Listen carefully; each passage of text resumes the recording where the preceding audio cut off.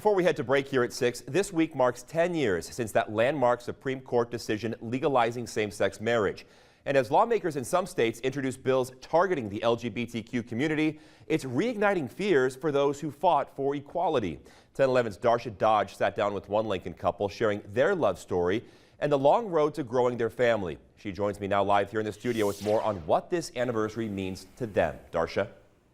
Yeah, Cole. Well, Lynn Quenzer and Barbara Baier first met as music rang through a Lincoln dance hall. Now, after losing sight of Barbara and as Lynn went to put on her coat to leave, she was dragged over by a friend who introduced them. Well, that was almost 40 years ago, and the two have since become a symbol of strength and determination. It was love at first sight. In the evenings, I'd be writing little love letters.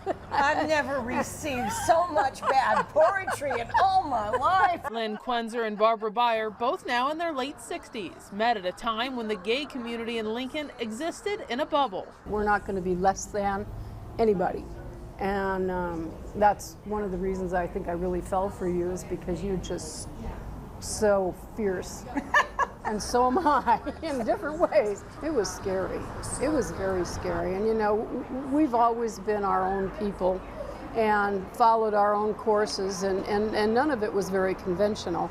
And so we really didn't care what people thought, but we had to be very careful. In 2000, they adopted a baby boy, Robbie, the law only allowing one name on his birth certificate. Those first 15 years costing them more than $80,000 between separate insurance policies and taxes, plus trying to protect their family with powers of attorney. I think one of the cruelest things that you could do to anybody is to legally forbid them from forming families. And I really think people need to think about that. That's the ultimate isolation.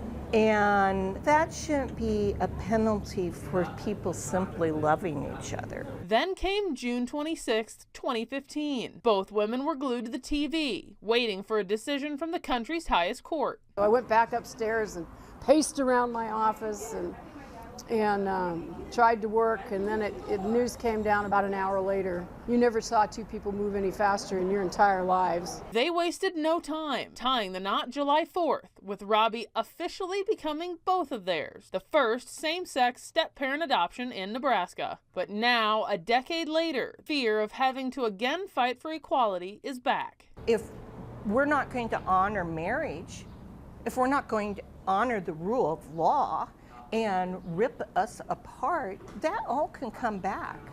So that means that our retirement years are in limbo now. We're just like everybody else. We just simply love a different gender than lots of people do. Yeah. You know? We still mow the lawn and we hate Mondays. Well, as Barbara puts it, human rights aren't political. And Lynn, a pastor at a church, says there's nothing in her spirituality that says we are not, quote, all God's children. Their advice, keep the faith, with Barbara adding she still believes in the kindness of humanity. Cole, back to you. Darsha, thank you so much. Still